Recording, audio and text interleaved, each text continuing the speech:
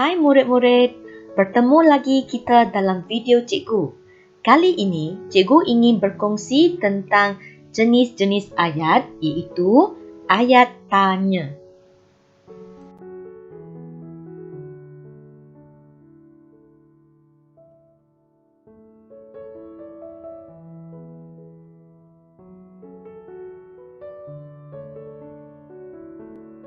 Murid-murid, dalam bahasa Melayu terdapat 4 jenis ayat, iaitu ayat penyata, ayat tanya, ayat seruan, dan ayat perintah.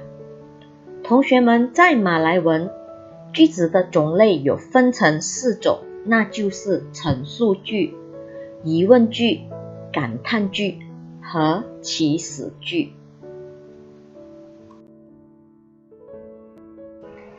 Baiklah murid-murid, mari kita lihat apa itu ayat tanya. Ayat tanya ialah ayat yang digunakan untuk tujuan menanyakan sesuatu hal. Terdapat 2 jenis ayat tanya, iaitu ayat tanya tanpa kata tanya dan ayat tanya dengan unsur tanya. 同学们，什么是疑问句呢？疑问句就是问某件事或某件东西的造句。在马来文有2种疑问句，那就是没有疑问词的疑问句和有疑问成分的疑问句。Mari kita lihat apa itu ayat tanya tanpa kata tanya. Ayat ini ialah ayat yang lazimnya diucapkan dengan nada meninggi sebelum kesenyapan pada akhir ayat. 没有疑问词的疑问句是怎么样的造句呢？这种造句是借助于变高的声调。Contoh ayat tanya tanpa kata tanya adalah seperti adik masih menangis? Rumah di atas bukit itu terbakar? Buah pisang itu masih belum masak? Murid-murid perhatikan, semua ayat tadi disebut dengan nada meninggi. Seterusnya, dalam tulisan, nada tanya ini dilambangkan dengan tanda soal, iaitu yang telah cikgu warnakan dengan warna merah. Itu tanda soal yang tetap ada dalam ayat tanya ini. 同学们，这3个例子的没有疑问词的疑问句，刚才老师读的时候是用变高的音调来读的，因为它是问题，所以一定是要有变高的音调。这种造句当然借助于问号，它后面一定是放问号的。Terusnya, mari kita lihat pula ayat tanya dengan unsur tanya. Jenis yang pertama ialah ayat tanya dengan kata tanya. Ayat ini ialah ayat yang mengandungi kata tanya seperti berapa, bagaimana, bila, mengapa atau kenapa. Contoh ayat, harga barang ini berapa? Atau berapakah harga barang ini? Ayat ketiga, hari perkahwinannya bila? Atau bilakah hari perkahwinannya? Murid-murid perhatikan, dalam contoh-contoh ayat ini, kita akan nampak penggunaan kata tanya.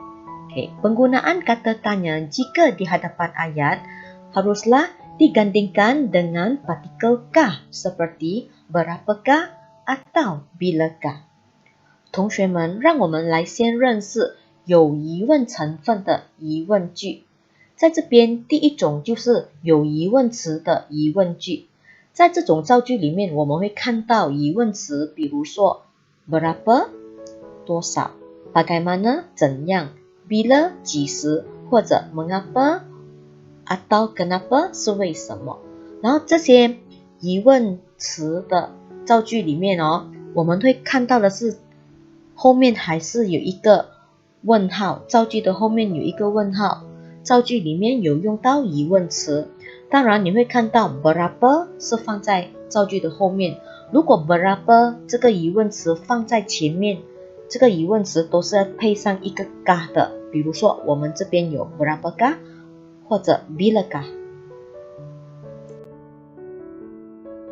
Seterusnya, mari kita lihat pula ayat tanya dengan kata ganti nama diri tanya. Ayat ini merupakan ayat yang mengandungi kata ganti nama diri tanya seperti apa, siapa, mana. Contoh ayat, benda itu apa? Atau apakah benda itu? Yang ketiga, gurunya siapa? Atau siapakah gurunya? Dalam ayat-ayat ini, murid-murid perhatikan terdapat penggunaan kata ganti nama diri tanya. Dan ayat ini berakhir dengan tanda soal diikuti oleh penggunaan kah, partikel kah dalam kata ganti nama diri tanya apabila kata ganti nama diri tanya ini diletakkan di hadapan ayat tanya.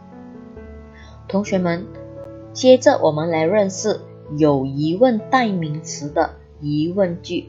这个疑问代名词包括了 apa 什么、siapa 谁和 mana 哪里。在这个造句里面，同学们会看到的是我们的疑问句后面肯定是放一个问号，接着里面就有这些疑问代名词。如果这个疑问代名词是用在疑问句的前面，这个疑问代名词也要放着一个 kah， 比如说 apakah, siapakah。 Seterusnya, ayat tanya dengan frasa sendinama tanya. Ayat ini didahului oleh frasa sendinama tanya seperti di mana, dari mana, ke mana, sejak bila, sampai bila, dengan siapa atau daripada siapa。 接着就是有疑问介词的疑问句。这个疑问句里面是有一些疑问介词的，比如说 di mana 在哪里， dari mana 从哪里， ke mana 去哪里， sejak bila 自从几时， sampai bila 到几时， dengan siapa 跟谁， daripada siapa 从谁等等。Seterusnya, mari kita lihat contoh ayat tanya dengan frasa sendinama tanya. Ayat pertama, Tuan tinggal di mana? Atau di manakah Tuan tinggal? Ayat ketiga, anak Encik Ali berkahwin dengan siapa? Atau dengan siapakah anak Encik Ali berkahwin? 同学们，这个就是我们有疑问介词的疑问句例子。在这边同学们会看到 di mana， di mana 就是疑问介词。这个 di mana 如果放在造句的前面，我们也要记得一定是要配上一个 partikel kah， 变成 di manakah。 第三句有 dengan siapa， dengan siapa 如果是放在疑问句的前面，就变成 dengan siapakah。所以我们这边就是要记得有这些 partikel kah 是要放在前面的，然后每个造句因为是疑问句，就是要放一个问号在后面。Murid-murid, mari kita cuba kena pasti ayat tanya dalam petikan ini. Sila baca petikan ini dan murid-murid akan dapati bahawa terdapat beberapa jenis ayat dalam petikan ini. OK， sila baca dan kena pasti ayat tanya。 同学们，在这个文章里面有其他的造句种类，同学们现在只是要辨认哪一些是 ayat tanya 疑问句。Baiklah, di sini sebenarnya ada dua ayat tanya. Itu ayat tanya yang pertama, adakah anda mempunyai pemimpin idaman? Dan ayat kedua, apakah ciri-ciri pemimpin idaman anda? Perhatikan, kita ada kata tanya adakah, apakah, dan juga tanda soal ya di belakang ayat-ayat tanya ini. 同学们，这个文章里面有两个疑问句，我们这边会看到的是老师所圈的第一句有 adakah， 第二句有 apakah， 接着两个造句后面一定是有问号。Seterusnya, murid-murid baca pula petikan kedua ini dan kena pasti ayat tanya yang terdapat dalam petikan ini. 接着就是我们的第二个文章，同学们请仔细的读这个文章，看看里面有几个 ayat tanya. Baiklah murid-murid, dalam petikan kedua ini terdapat satu ayat tanya, iaitu bagaimanakah seorang pemimpin dapat memimpin organisasi dengan berkesannya. Baik, ini ialah ayat tanya. Kita ada kata tanya bagaimanakah dan juga tanda soal ya di belakang ayat tanya ini. 同学们，在这个文章我们只看到有一个 ayat tanya。这个 ayat tanya 里面有一个疑问词，那就是 bagaimanakah 和一个问号在造句的后面。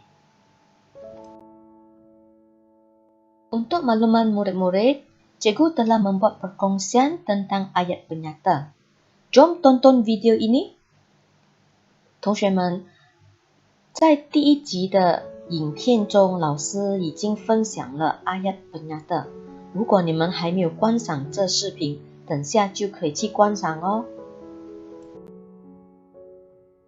Murid-murid juga boleh menonton video-video sintaksis ayat tanya siri 1 dan siri 2 ini untuk melihat bagaimana kita menukarkan ayat penyata menjadi ayat tanya. Ini juga satu bentuk lagi soalan sintaksis yang boleh ditanya di peringkat SPM.